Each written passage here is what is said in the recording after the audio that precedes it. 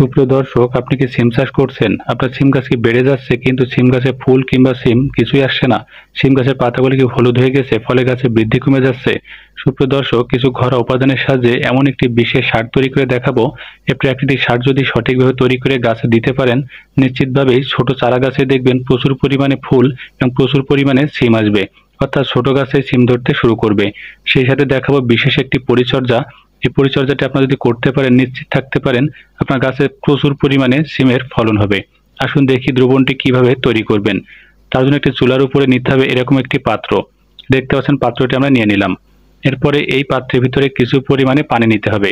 খুব বেশি নেওয়ার দরকার নেই, অল্প পরিমাণে পানি নিলেই হবে।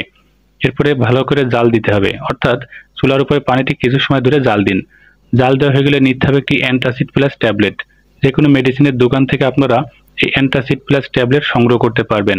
যে সকল সিম গাছে ফুল আসে না বা যে সকল সিম গাছ বেড়ে যাচ্ছে কিন্তু সিম গাছে ফুলের কুঁড়ি আসছে না, সেই সকল গাছে সিমের ফুলের কুঁড়ি আনার জন্য অবশ্যই 2টি অ্যান্টাসিড প্লাস ট্যাবলেট ব্যবহার করবেন। এরপর নিতে হবে ন্যাপথলিন, অর্থাৎ 2টি ন্যাপথলিন ট্যাবলেট।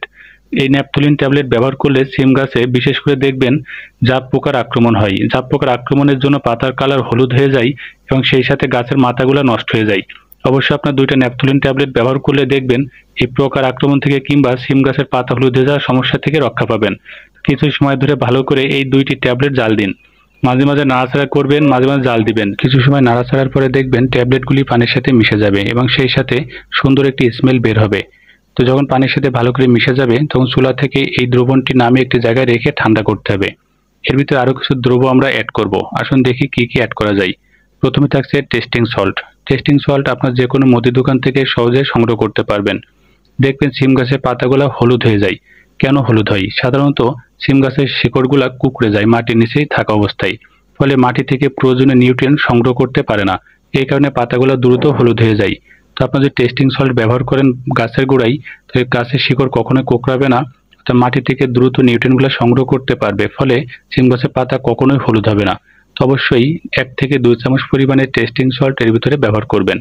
তারপরে ভালো করে নাড়াচাড়া করে এই দ্রবণের সাথে সুন্দর করে টেস্টিং সল্টে মিশে ফেলুন। এই দ্রবণটি সাথে সাথে ব্যবহার না করে একটি জায়গায় সংরক্ষণ করুন। তারপর নিতে হবে একটি 1 টাইম গ্লাস বা যে কোনো একটি পাত্র। বা যে কোনো পাত্র নিতে পারেন, কোনো সমস্যা নেই। তো পাত্র নেওয়ার পরে নিতে হবে ডিমের খোসা। সাধারণত ডিম সেদ্ধ করে বা রান্না করে খাওয়ার পরে যে ডিমের খোসা ফেলে দেন, ফেলে না দিয়ে ভালো করে সংগ্রহ করে কিছুদিন রোদে শুকিয়ে নিন। তারপরে সেই শুকনা ডিমের খোসা চূর্ণ করে ঠিক এরকম পাউডার বানিয়ে ফেলুন। ডিমের খোসার ভিতরে থাকে প্রচুর পরিমাণে ফসফরাস এবং সোডিয়াম, ম্যাগনেসিয়াম। এগুলা গাছে প্রচুর পরিমাণে ম্যাক্রো মাইক্রো পুষ্টি উপাদান সরবরাহ করে। এটা প্রয়োজন অনুযায়ী আপনারা নিয়ে নিন। যতটুকুই নেন না কেন কোনো সমস্যা নেই। তো এর ভিতরে ব্যবহার করব ভিনেগার। ডিমের খোসা সরাসরি গাছে গোড়ায় ব্যবহার করলে মাটিতে মিশিয়ে সারে পরিণত হতে প্রায় 1 বছর সময় লাগে। কিন্তু আপনারা যদি ভিনেগার ইউজ করেন সঠিক পদ্ধতি মেনে, তাহলে এটি মাত্র 7 দিনের ভিতরেই মাটিতে মিশিয়ে সুন্দর ভিটামিন বা সারে পরিণত হয়। তো আপনার 1 থেকে 2 চামচ পরিমাণে ভিনেগার এই ডিমের খোসার ভিতরে দিয়ে দিন। আপনার যখনই ডিমের খোসার ভিতরে ভিনেগার ইউজ করবেন, দেখবেন বুদবুদের মতো বাইরে আসতে শুরু করবে। অর্থাৎ ডিমের খোসার ভিতরে যে ফসফরাস, ক্যালসিয়াম বা পটাশিয়ামগুলো থাকে, এই ভিনেগার ইউজ করলে দ্রুত তার ভেতর থেকে সলুবল আকারে অর্থাৎ সলিউশন আকারে এই ভিটামিনগুলো বেরিয়ে যায়, অর্থাৎ নিউট্রিয়েন্টগুলো বেরিয়ে যায়। তাই অবশ্যই ভিনেগারের ভিতরে এই ডিমের খোসা ব্যবহার করবেন। কখনো সরাসরি ডিমের খোসা গাছের গোড়ায় ব্যবহার করবেন না, তাতে তেমন কোনো কাজ হয় না।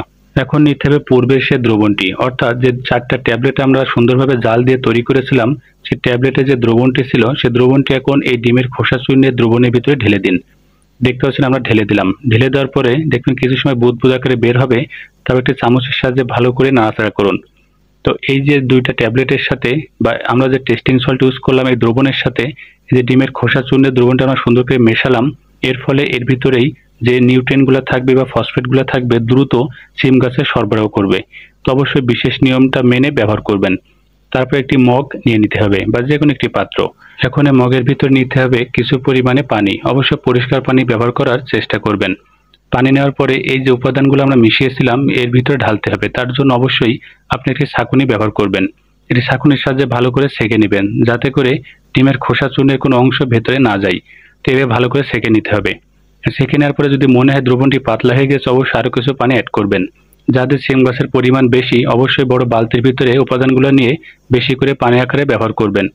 তো আমরা ভালো করে দেখতে পাচ্ছেন দ্রবণটি তৈরি করলাম। এখন এটি অবশ্যই বিকালের দিকে সিম গাছে স্প্রে করবেন।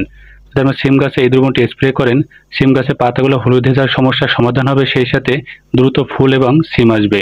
আসুন আপনাদের একটি স্পেশাল টিপস দিয়ে দিই, যে টিপসটি দ্রুত সিম গাছে ফুল আনতে বা সিম আনতে সাহায্য করবে। আপনার সিম গাছ যখন মাচার উপর উঠে যাবে বা এরকম মোটা মোটা ডগা ছাড়তে শুরু করবে, প্রাথমিক অবস্থায় হাতের সাহায্যে ডগাগুলো এভাবে ভেঙে দিবেন। এটাকে বলা হয় কাটিং পদ্ধতি। আপনি যদি মাচার উপরে ওঠার পরে এই ডগাগুলো হাতের সাথে ভেঙে দিতে পারেন, তাহলে দেখবেন প্রত্যেকটা পাতার গোড়ার অংশ থেকে ছোট ছোট কুড়ি বের হতে শুরু করবে। এই যে নতুন কুড়ি বের হচ্ছে, এই নতুন কুড়িগুলার গোড়া থেকে কিন্তু দ্রুত সিম গাছে ফুল আসতে শুরু করবে। আমরা জানি যত কুড়ি আসবে তত বেশি ফুল আসবে আর তত বেশি সিম ধরবে। সুপ্রিয় দর্শক, এই যে বিশেষ দ্রবণটি তৈরি করলাম, অবশ্যই গাছে ব্যবহার করবেন, তাহলে পাতা হলুদ হয়ে যাওয়ার সমস্যা যেমন সমাধান হবে, সেই সাথে বিশেষ টিপস ব্যবহার করার ফলে প্রচুর পরিমাণে ফুল এবং সিম আসবে ছোট গাছেই।